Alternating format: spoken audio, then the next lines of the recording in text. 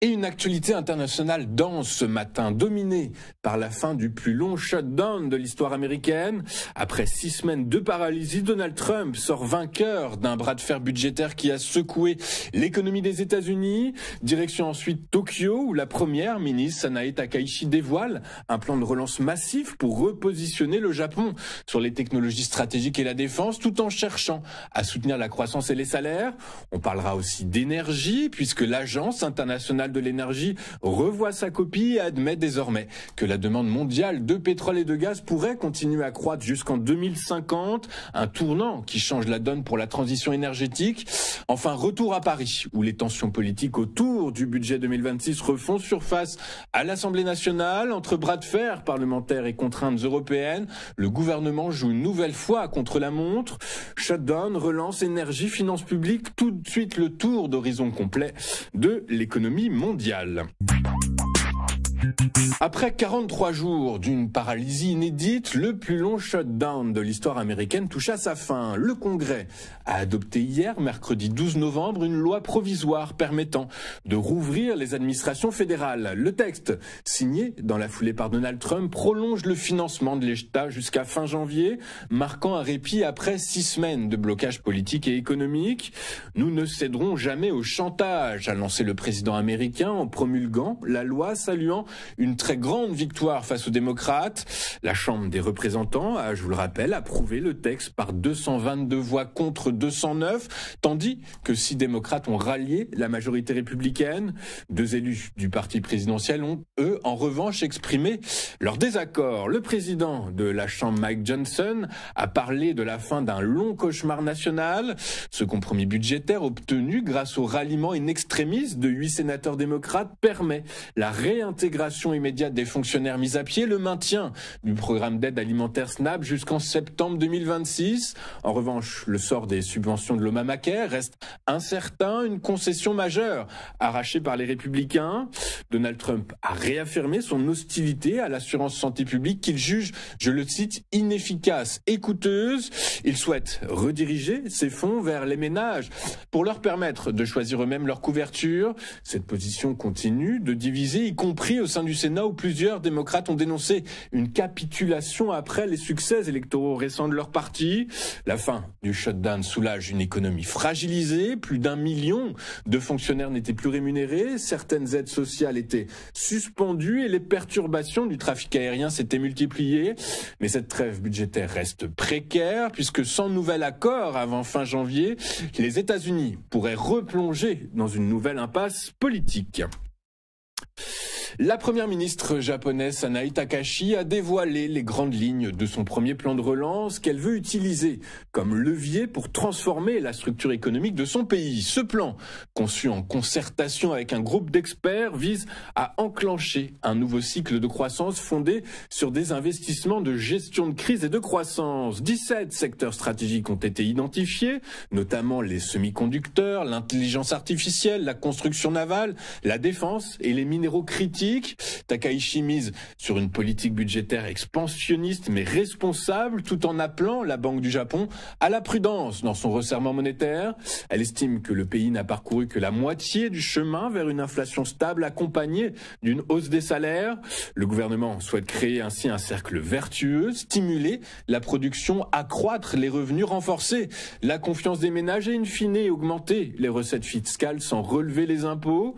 Ces annonces s'inscrivent dans un contexte de coopération accrue avec Washington.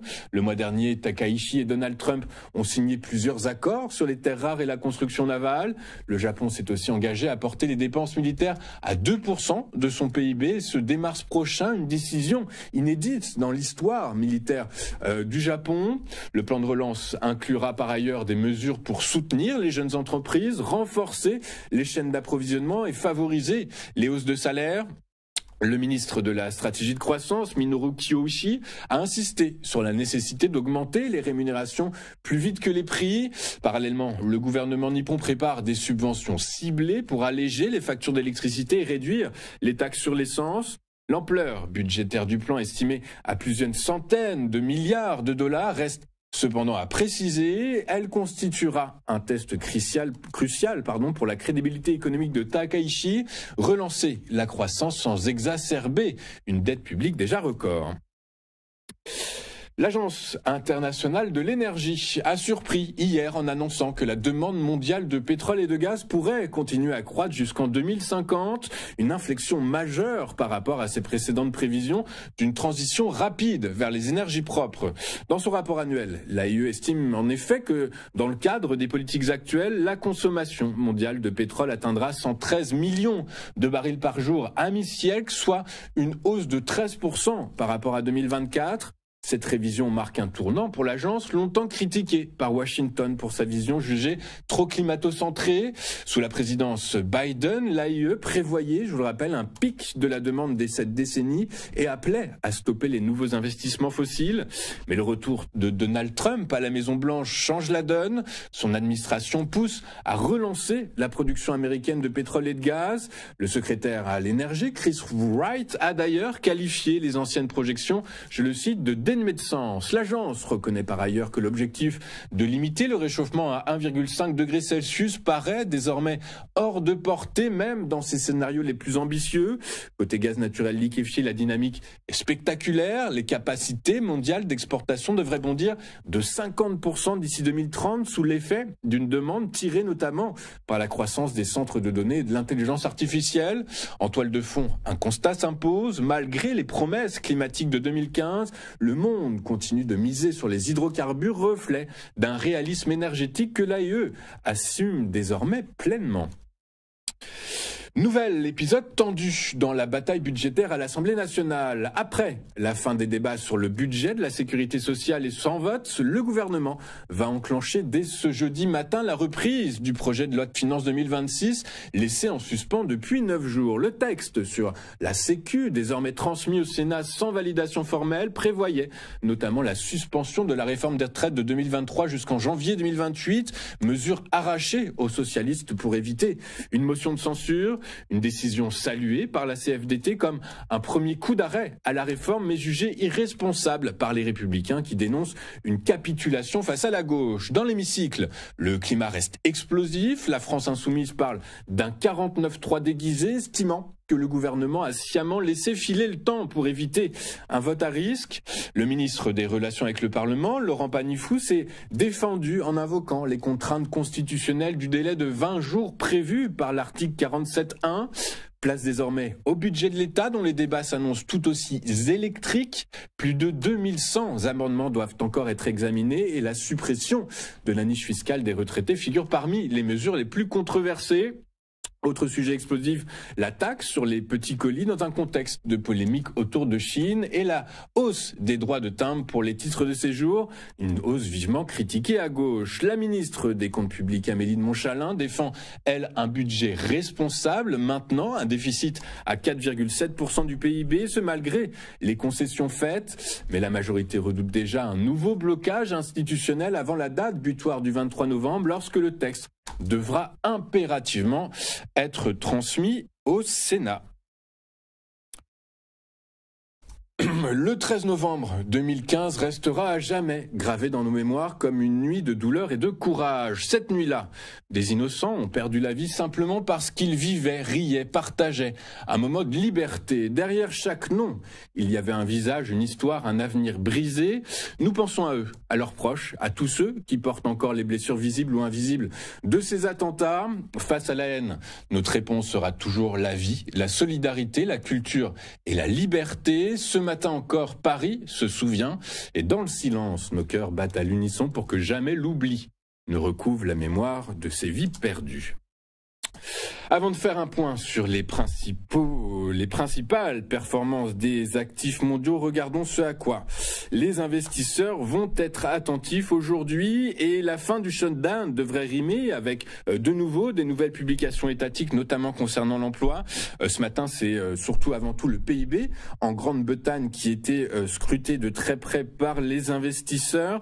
En Europe, on regardera les niveaux de production industrielle trimestriels qui seront pour le mois de septembre, qui seront publiés à 11 h. Et enfin, on devrait de nouveau peut-être avoir des données sur l'inflation aux États-Unis, sur le CPI. Voilà, donc tout ça c'est pour ce que les investisseurs vont regarder. Place maintenant à ce qui s'est passé hier sur les grandes places financières de la planète et en Europe.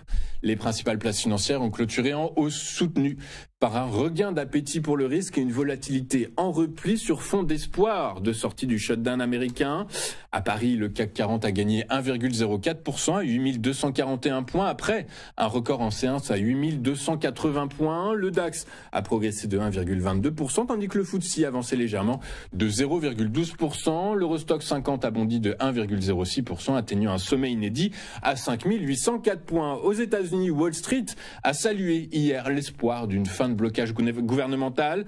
La Chambre des représentants, je vous le rappelle, devait adopter dans la soirée, il a fait dans la nuit, un projet de loi de finances prolongeant le financement fédéral jusqu'au 30 janvier prochain.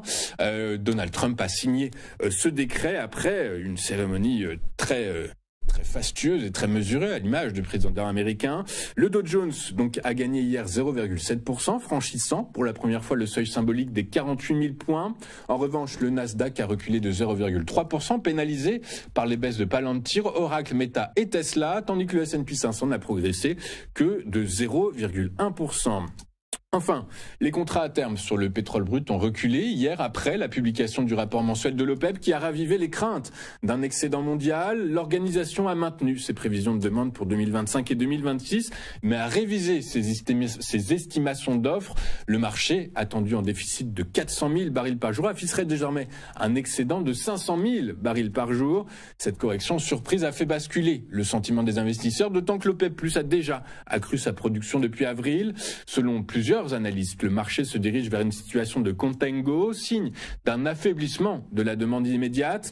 L'AIE, de son côté, confirme un large excédent d'offres et prévoit une stabilisation de la demande mondiale d'ici 2030. Dans ce contexte, le prix du baril de Brent de la mer du Nord pour livraison janvier a chuté hier de 3,76% à 62,71 $. Son équivalent américain, le baril de WTI, pour livraison décembre, a lui chuté de 4,18% à 58,49 $. L'unité. Nous allons marquer une toute première pause dans cette édition du 13 novembre 2025 et juste après, comme convenu, comme vous en avez l'habitude, Eric Semant va nous dire si les DAX futurs est bien parti pour aller chercher ses plus hauts historiques. À tout de suite sur Téléfinance.